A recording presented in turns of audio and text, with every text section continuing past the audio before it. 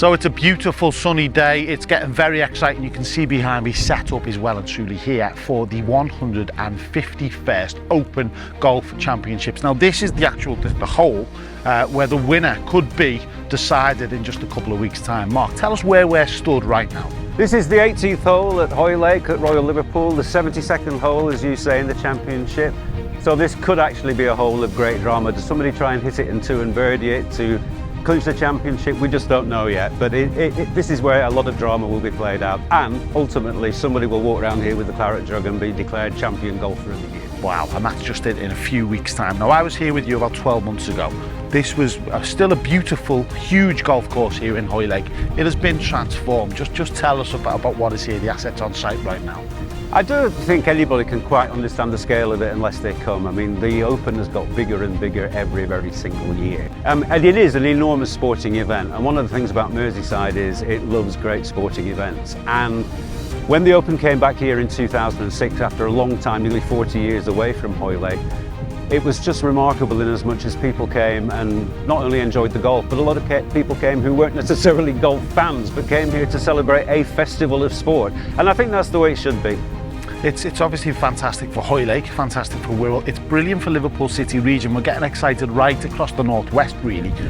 Just tell us about the kind of impact it's going to have on the City Region. To celebrate the community, the place, the peninsula, the borough, the county of Merseyside, Liverpool City Region, and to think that this tournament is just an enormous showcase.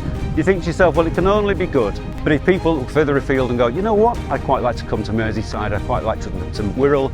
And one of the great things is that people forget, sometimes I think the river is a bit of a psychological and physical barrier, but you know, here you're 25 minutes into town, you can have a great time in Liverpool. A lot of people will stay in Liverpool and come out here to watch the golf. We've got to say as well, getting here, there's lots of information out there now, but getting a train is really good, because Hoylake Station is so close, with routes and links into the city centre. Just give us some advice for anyone coming down.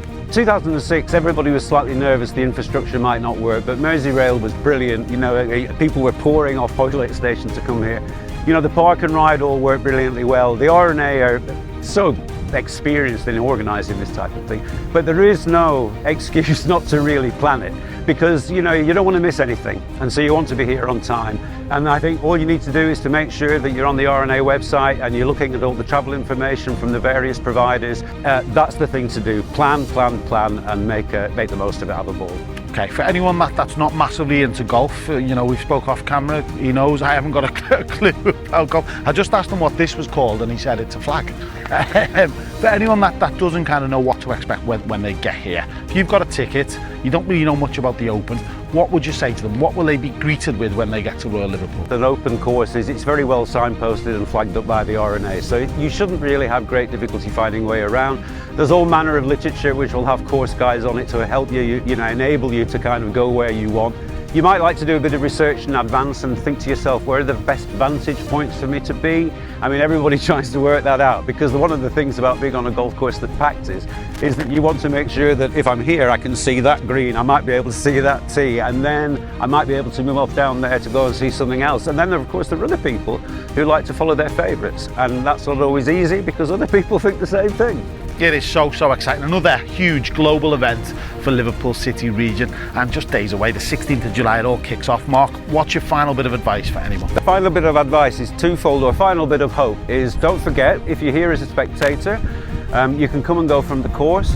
So if you feel like wandering into Hoylake or West Kirby and supporting a local business every now and again, that'll be much well received by everybody. And I think also the other important thing is, this is a sellout.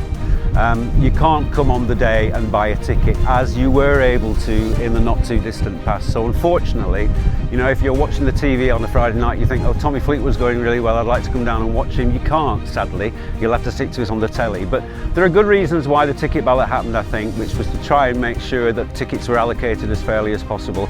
I hope it's worked out for everybody, but you know, the R&A has good reason for doing it. But if you haven't got a ticket, make the most of it, watching it, listening to it, reading about it. Mark, thank you. Best of luck. The Open is just days away here at Hoylake, Royal Liverpool. Cheers, Mark.